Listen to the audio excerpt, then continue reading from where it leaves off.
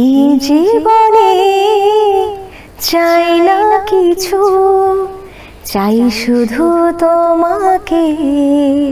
আপু সরি, আমাদের এটা এই শোটা পিছিয়ে যাচ্ছে। পরে আমি শুনেছি পিছায় নাই, শো হয়েছে কিন্তু সিঙ্গার চেঞ্জ হয়েছে। এখানেও একটা সিন্ডিকেট কাজ করে। ওয়ার্কিং সবগুলো সেক্টরে কিছু কিছু ব্যাপারটা সিক্রেট রাখতে হয়। স্টেজ শো এর ব্যাপারে আসি, এমন কখনো হয়েছে যে কনফার্ম শো কিন্তু আগের দিন রাত্রে বলা হয়েছে আপনাকে নেওয়া হচ্ছে না বা ক্যান্সেল করতে হচ্ছে? এটা হয়েছে, অনেকবারই হয়েছে। বিশেষ করে হচ্ছে আমি আমার দাদুর বাড়ি মানে বগুড়ার কিছু শো এর ব্যাপারে এখানেও একটা সিন্ডিকেট কাজ করে। প্রথমে বলা মানে সবকিছু ঠিকঠাক হওয়ার পরে একটা কল আসে যে আপু সরি, আমাদের এটা এই শোটা পিছিয়ে যাচ্ছে। পরে আমি শুনেছি মানে পিছায় নাই, শো হয়েছে কিন্তু সিঙ্গার চেঞ্জ হয়েছে। তো এই ব্যাপারগুলো আসলে খুব কষ্টদায়ক। এটা ওই যে বললাম যে একটা সিন্ডিকেট, দেখা গেছে যে তার সাথে হয়তো বা সঙ্গীত শিল্পীর খুবই ভালো সম্পর্ক, আরেকজনের সাথে খুব একটা ভালো সম্পর্ক না। আবার এখানে অনেক সময় অনেক মিউজিশিয়ানেরও একটা ব্যাপার থাকে যে সবাই চায় যে যার যার টিম নিয়ে কমফোর্ট জোনে গান করতে।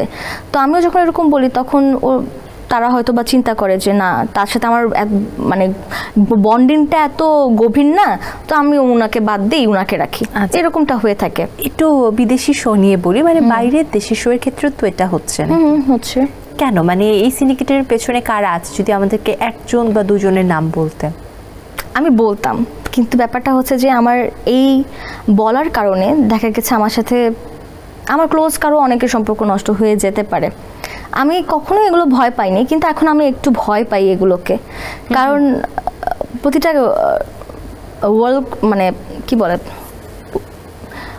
ওয়ার্কিং সবগুলো সেক্টরে এই ব্যাপারটা কিছু কিছু ব্যাপারটা সিক্রেট রাখতে হয়। এটা আমাদের মানে আমরা বাধ্য, আসলে কিছু করার থাকে না। তো সেগুলোকে আসলে ঠিক করতে পারাটা এটা খুবই দুর্বিষহ একটা ব্যাপার। এটা আসলে যার যার অবস্থান থেকে মন মানসিকতা পরিবর্তন না হলে কখনোই হবে না। নিশ্চয়ই। তো সেক্ষেত্রে আসলে একটা বাধা থেকেই যায়। এই প্রসঙ্গটা আসলে এই প্রসঙ্গটা আপনার তাকে করা উচিত, এই প্রসঙ্গ নিয়ে প্রশ্ন যারা এখন পপুলার আছে। আচ্ছা, তাহলে নিশ্চয়ই আমি প্রশ্নটা ডেফিনেটলি যে তাকে করতে হবে, কেন অন্যদের সুযোগ দেওয়া হচ্ছে না?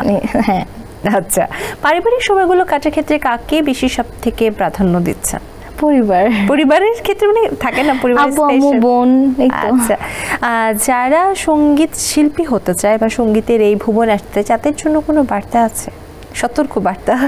সতর্ক বার্তা তো আমি পুরোটাই সতর্ক বার্তা। এই এপিসোড যারা দেখবে পুরোটাই তাদের জন্য সতর্ক বার্তা। আর একটা ব্যাপার হচ্ছে যে আমি এটা বিশ্বাস করি যে নিজে ভালো দুনিয়া ভালো। একদম। তো আপনার যদি মন মানসিকতা এরকম থাকে, আপনার বিবেক যদি আপনাকে একটা কাজ থেকে মানে এরকম থাকে মানে না করতে দিতে চায়, তার মানে আপনার ওই কাজটা করা উচিত না। এর মধ্যে যেটা হবে, আপনি মানসিকভাবে ভালো থাকতে পারবেন। কিন্তু বাধা দেওয়ার পরেও যদি আপনি সেই কাজটা জনপ্রিয়তার জন্য করতে চান, ভাইরাল হওয়ার জন্য করতে চান, তাহলে সে ব্যাপারটা না আপনাকে ওই ভাইরালের যে সিজনটা থাকে 1-2 সপ্তাহ কিংবা দেখা গেছে যে 1-1.5 বছর, এরপরে কিন্তু খারাপ লাগাটা তৈরি হয় যে আমি তো আসলে পড়ে গেছি, সঠিক উপায়ে আসলে করতে পারছি না। তো সেক্ষেত্রে আসলে এটা তারটা সেই ফল ভোগ করবে। খুবই ঠিক একটা কথা বলছে। একটা গান শুনতে চাই মুহূর্তে, অনেকক্ষণ গান শুনছি না। আচ্ছা, সবার পছন্দের একটা গান করছি। ঠিক আছে। এই জীবনে চাই না কিছু, চাই শুধু তোমাকে। জীবনে মরণে থেকো তুমি, শুধু আমার পাশে।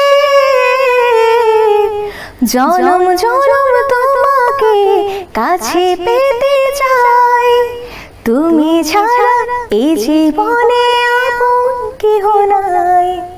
জনম জনম তোমাকে কাছে পেতে চাই, তুমি ছাড়া এই জীবনে আপন কেহ নাই।